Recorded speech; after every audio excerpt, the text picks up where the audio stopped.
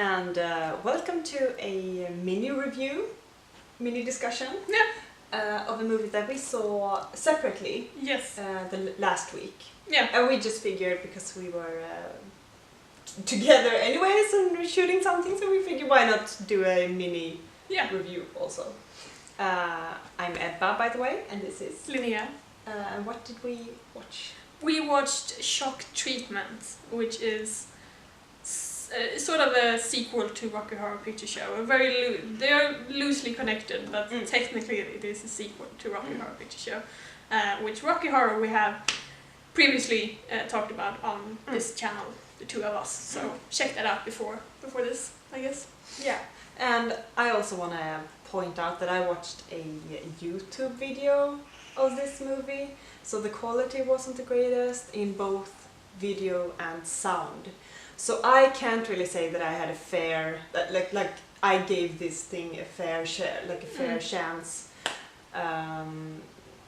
unfortunately. But I still think that we can talk about it a little bit. But I might want to watch it sometime in the future, just to see it the way it's supposed to be. So yeah, Shock Treatment. Do you want to real quickly go through what it's about? I know it's difficult. So yeah, like Rocky Horror, it's a very difficult plot to summarize. But basically it deals with Brad and Janet, the characters from the first film, portrayed by other actors. Like in the first film, Janet was portrayed by Susan Sarandon, and now it's Jessica Harper.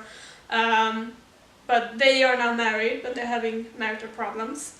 And they sit in the audience for a reality show thing, and they basically call up and say, you have been chosen to be part of this, and we're gonna fix your marriage, I guess.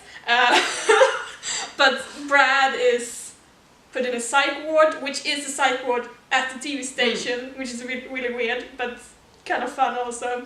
And Janet becomes like a reality superstar, and this was made. I don't remember exactly which year, but it was in the 80s, and it was really before reality TV shows were a thing. 81. Yeah, were really a thing. So it's kind of prophetic in that way. Yeah. The way he talks about Janet being a superstar and all that. Yeah. And it's very this is just like Rocky Horror Picture. You have a lot of musical scenes in it. What do you call musical numbers? Musical numbers. And I would just I think the music is, maybe you shouldn't compare Rocky Horror Picture with this thing, but at the same time it's hard not to, right? Like it's a sequel. Yeah, but I think it's basically the same creators also. Yeah, I think so. And I prefer the music in Shock Treatment to Rocky Horror Picture, especially Bitchin' in the Kitchen. You can look that up on Spotify because the album is right there, so you can do that. But I do think that it has more dull moments than Rocky Horror Picture. Okay, any specific you're thinking of? No, I think it's because of the environment. It's a bit too much white and green and green. Yeah. So it's unless you're paying 100% attention to it, and also bear in mind that I watched this on low quality, so I couldn't get the crisp. Yeah. There is actually a good reason for this, because the original idea for Shock Treatment was that it was going to actually be set in the town of Denton, where it would be like sort of a Truman Show thing, where the whole town were part of this reality show. But there was a strike, I don't remember, it was like the Actors Guild strike or something. I don't remember the exact details, but there was a strike that meant that they couldn't record any scenes outdoors. So they had to build this set sort of as a plan B thing. Okay, yeah. I think if they could have been able to make it the way they intended to, it would have been better. I still think it's a good film. I love it. Yeah, I think it's fine. But I do think that it was a bit dull at times, when you were just like, well, it's not really going anywhere. And comparing that to Rocky Horror Picture, where it's kind of fun because you don't know where it's going, and it's never dull. Shock Treatment was dull at times. But I still like the idea, and I like the aesthetic, even though I just said it was very white and bland. But what is colorful and what is strange in it is really good. And I like their dresses and all that. Both Richard O'Brien and Patricia Quinn who return, and they play Cosmo and Nation McKinley, which are two doctors, fake doctors, but they have like this really doctor clothes, but they're kind of almost like a turquoise metallic thing. Look really nice. And then Jessica Harper's clothes are also really nice. And she's just in general really nice to see. I really like her. I like that she has a kind of like a small frame, and her face is kind of like dainty almost, but she has a really strong voice in both the way she speaks and also when she sings, and I think it suits something like this. You can understand why in this sort of strange universe she's a star, because she comes off as special on the screen, I think. Definitely. But yeah, would you recommend this? Like, this is a mini review, but would you recommend this? Yes, I would. And I mean, Rocky Horror Picture Show is one of my favorite movies of all time. And the fan base is very divided when it comes to shock treatment. There's like 50% that says, this is better than Rocky Horror, and the other 50 says, oh, I hate it, it's garbage. But I actually like both films almost equally much. If I'm gonna pick one, I would pick Rocky Horror, but that's basically just because that one was the first one. That has more personal importance for me. But as movies, I enjoyed both of them really, really a lot. And the music, I think the music in Shock Treatment is really good.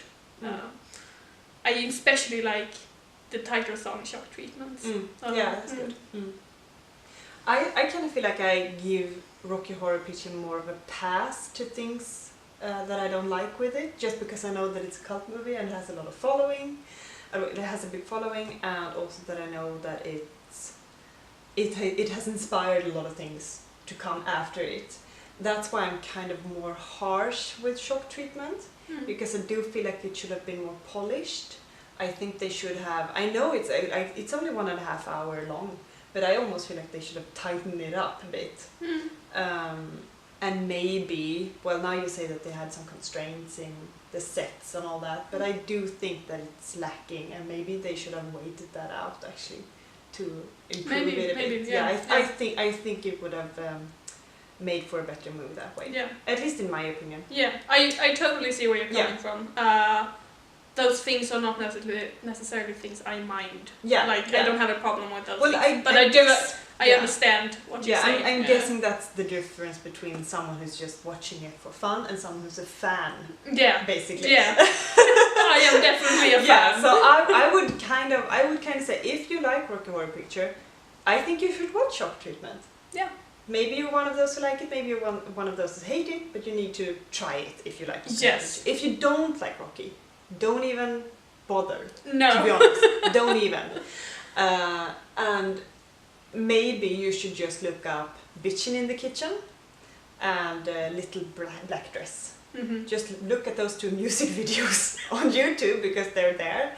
And they're kind of fun and they're catchy, and you kind of get like the best of what that movie has to offer, in my opinion.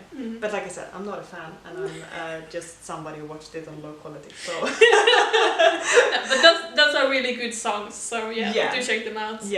Definitely. I guess that's it for this time. This shorter review. Share your thoughts in the comment section down below what you think of Shock Treatment, if you have seen it. Or if you haven't, comment down below anyway what you think of this video. Bitchin' in the comments. Can we make that a thing? Do we want to? Be nice in the comments. I mean, I don't know why I'm always interrupting. Anyway, thank you very much for watching. Like and subscribe as usual, and bye bye.